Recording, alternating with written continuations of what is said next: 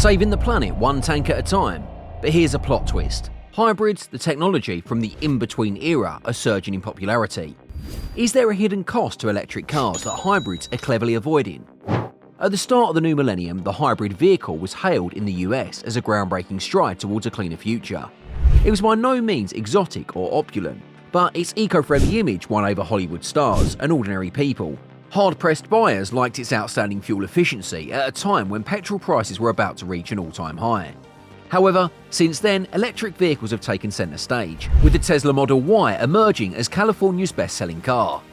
Even though EVs were the star of the show, the firm that was previously praised for popularising hybrid vehicles came under heavy fire from environmental organisations for its tardiness in embracing EVs and its opposition to stronger climate regulations. However, US EV sales have slowed.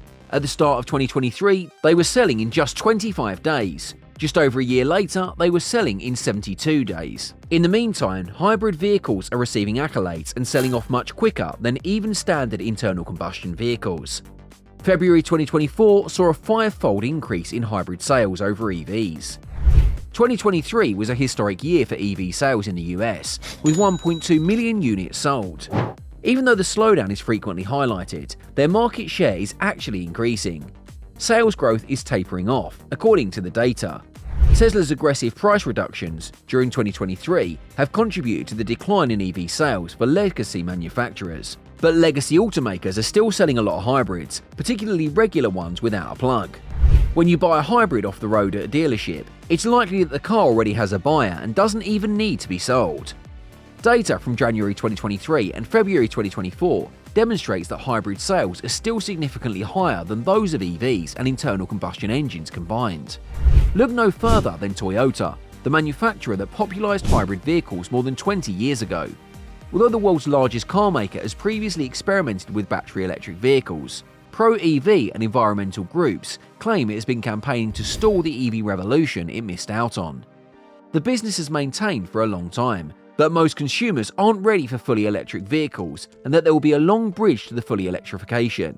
Nevertheless, it did announce in 2021 that it will release 30 EV models by 2030, with a goal of 3.5 million units sold annually. Is the electric car revolution stalling? Toyota was presented with its first shareholder proposal in 20 years in January 2023. Investors contested the reappointment of CEO and chairman Akito Toyoda and demanded that the business take greater action to address climate change. Toyoda resigned as CEO but retained his board position in the event that the plan was rejected. Toyota will only have 2 electric vehicles as of early 2024, and neither will be very popular. However, sales of its plug-in and hybrids rose by about 28% in 2023 compared to the year before. About 30% of the Japanese giant's portfolio consists of them. Ford, Toyota's American adversary and occasional partner, has been selling EVs for a longer period of time and in greater quantities. Sales of the company's well-received Mustang Mach-E and F-150 Lightning increased by about 18% in 2023 over the prior year. Even so, hybrids surpassed that, increasing by over 25%. According to Ford CEO Jim Farley, the company will delay investing roughly $12 billion in electric vehicles and reduce output of the electric F-150 Lightning pickup in favour of a hybrid model. The fact that these brands are successful and there is such a high demand for these cars may be part of the reason why others want to get back in.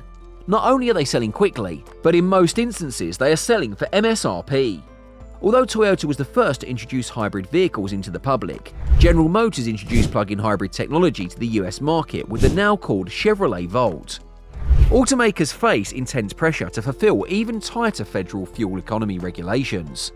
By 2032, the fleet of single corporation needs to achieve an average of 58 miles per gallon. By 2026, that will be 18% more than the existing rule of 49 miles. In March 2024, the EPA released guidelines mandating that 35 to 56% of automobiles be fully electric by 2032. Hybrid cars offer a sweet spot for many, with average gasoline prices in the US at $3.50 per gallon and rising household costs nationwide.